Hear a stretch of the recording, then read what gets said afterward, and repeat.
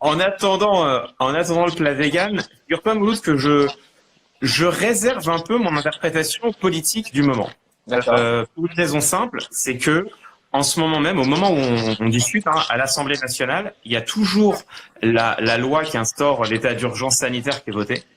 Et bon, l'état d'urgence sanitaire, c'est à peu près fait. On sait ce qu'il y aura dedans. Euh, Ça va, franchement, ça va. Ça fait mal au cœur évidemment parce que c'est des limitations de liberté fondamentale.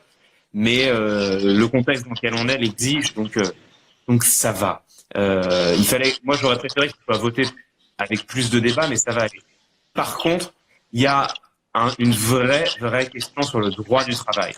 Mais quand je dis une vraie question, c'est on est potentiellement à l'orée d'un truc énorme.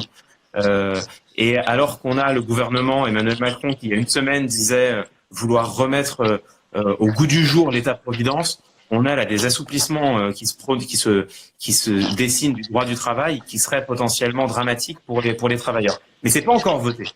Donc moi je veux pas faire d'alarmisme, je veux pas faire d'interprétation sur un truc qui est pas définitif. Donc on en parlera lundi, mais parce que ça va être voté là mais restez attentifs parce que là il y a un vrai sujet très important qui nous occupe. Et puis la deuxième chose, je sais pas si t'as vu, il y a Muriel Pénicaud qui hier a poussé un gros coup de gueule en disant aux salariés allez travailler bande de feignasses, c'est pas parce qu'il y a un confinement qu'il y a plus d'activité économique, donc allez bosser. Et elle a dit ça notamment aux ouvriers du BTP. Et là en fait c'est quand même hyper intéressant parce qu'on voit qu'il y a un énorme flou. Que les travailleurs qui assurent la survie économique du pays aillent travailler, c'est nécessaire encore une fois, il faut les remercier. Et c'est vrai qu'en fait, on se rend compte que ces travailleurs-là sont extrêmement vastes. C'est à la fois le service public, les éboueurs et les éboueuses, les caissiers, les caissières, évidemment tout le secteur de la santé. Bon, mais par exemple, moi aujourd'hui, je suis sorti pour la première fois depuis une semaine pour aller faire mes courses et je me suis rendu compte que Des courses véganes. mes courses pas végétariennes, figure-toi. Moi, je suis pas vegan, mais je suis végétarien. Et donc j'ai été comme tous les bobos, j'ai été au Naturalia à côté de chez moi. Et ben figure-toi qu'au Naturalia, ils ont installé des panneaux de plexiglas devant les caisses pour protéger les caissiers et les caissières. À Naturalia, c'est plutôt les caissiers. Ça c'est bien, et je sais que c'est en train d'être fait dans de nombreux grands magasins. Mais en fait, ce dont on se rend pas compte, c'est qu'il faut des entreprises pour les fabriquer, les panneaux de plexiglas et les livrer et les installer. Et donc en fait, c'est vraiment des ouvriers, quoi, des ouvriers, des travailleurs, des travailleuses, dont on se rend compte qu'ils sont essentiels à notre pays en temps de crise. Donc ceux-là, c'est essentiel qu'ils puissent aller bosser. Après, quand Muriel Pénicaud engueule le bâtiment, ah tiens, attends, regarde, attention, regarde, c'est une vidéo bombe. Il y a mon chat qui vient de s'incruster sur la vidéo. Voilà. Salut le chat, Très très c'est mon beau. chat. Comment il s'appelle? Il s'appelle Hippias et il est effectivement très chouette. Et Tu sais que tu vas finir par le manger hein, si tu craques. Hein. non, t'es ouf. Je crois que c'est le contraire. C'est moi qui vais mourir de faim et lui qui va me manger. Tu vois, ça va plutôt se finir comme ça.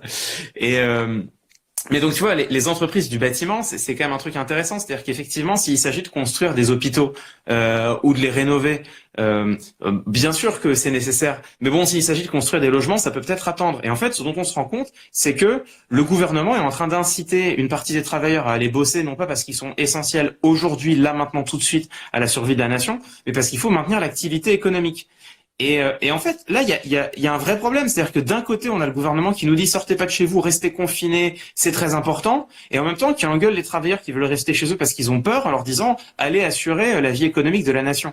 Et à un moment donné, il va falloir un peu de clarté, quoi. C'est-à-dire que là, on se rend compte que on a d'un côté des messages alarmistes et ils sont normaux, et de l'autre, Bruno Le Maire et Muriel Pénicaud qui engueulent les travailleurs et les entreprises qui veulent fermer parce que eux-mêmes se disent bon bah voilà, si on ferme c'est bon, on peut attendre un mois, quoi, que les employés ont peur, et on leur dit non, allez bosser. Et là il y a un manque de clarté en fait qui est de plus en plus criant.